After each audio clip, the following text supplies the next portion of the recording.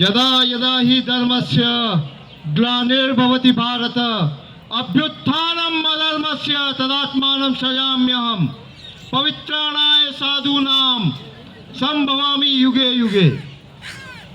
भगवान ने भी स्वयं कुरुक्षेत्र में कहा है कि जब जब धर्म की गिलानी होगी तब तब मैं अवतार लूंगा।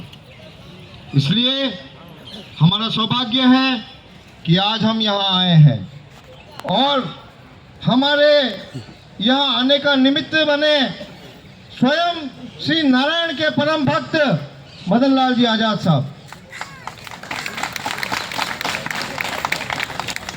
और मैं, जैसा कि मुझे मंच से आदेश हुआ कि ऐसी बात बताएं साथियों को कि इतने साल हो गए, इतने कानून है देश में, सब कुछ है, लाखों रुपए तनख्वाह भी दे रहे हैं अधिकारियों को, न्यायपालिका भी है, सब कुछ है, लेकिन फिर भी न्याय क्यों नहीं मिला? बरसों हो गए।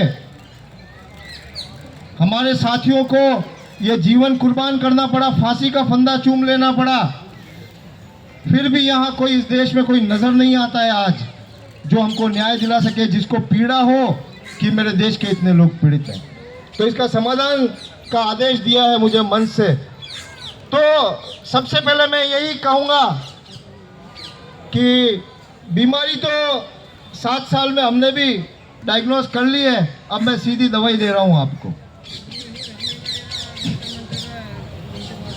जन गण मन अधिनायक जय है, भारत भाग्य विधाता।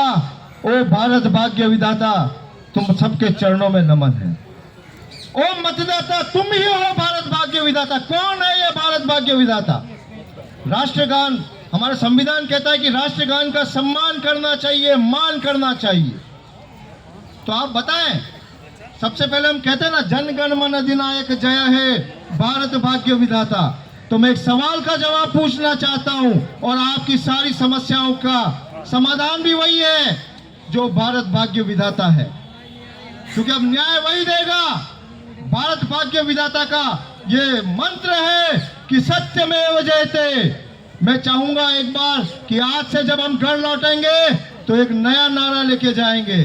सभी मेरे साथ बोले, सत्यमेव जयते, सत्यमेव जयते, सत्यमेव जयते, सत्यमेव जयते, सत्यमेव जयते, सत्यमेव जयते। और सुन लो दिल्ली वालों,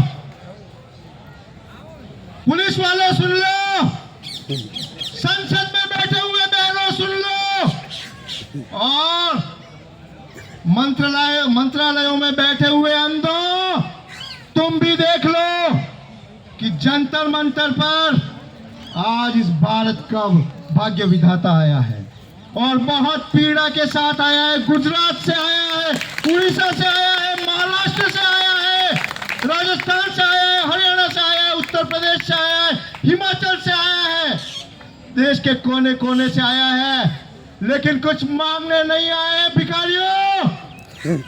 हम 1 मई 2025 को ये घोषणा करने आए हैं दिल्ली में कि अब सत्य का शासन स्थापित होगा। नहीं चाहिए भिख मंगो कुछ तुमसे हमको, देख ली तुम्हारी औकात हमने। 2019 में कानून बनाया था ना तुमने, क्या नाम रखा था? Birds act, banning of unregulated depository schemes 2019 was passed by you bloody parliamentarians।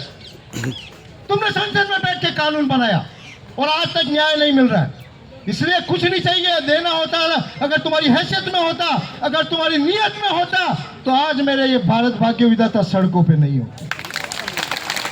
अरे तुम क्या जानो, ब्लैकमेल करके, पूंजी इकट्ठा करके चुनाव जीतने वालों, कि किस तरह से मेरे लोग जो हैं उधार मांग मांग के आए हैं, क्योंकि इनके पास मरने के अलावा कोई रास्ता नहीं है। ये हिम्मत से जी रहे हैं कि जिंदगी भर की दौलत गई, इज्जत गई, आत्मसम्मान गया, रात दिन साला नार की परिस्थितियों में जी रहे हैं, फिर भी आए हैं यहाँ दिल्ली, पैसा उधार लेके आए हैं, माटे करके आए हैं, एक उम्मीद लेके आए हैं कि न्याय मिलेगा, न्याय मिलेगा, न्याय मिलेगा।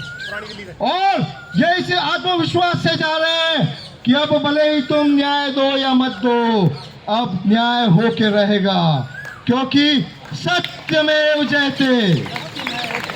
सत्य की विजय सुनिश्चित है साथियों, और दवाई अभी बाकी है।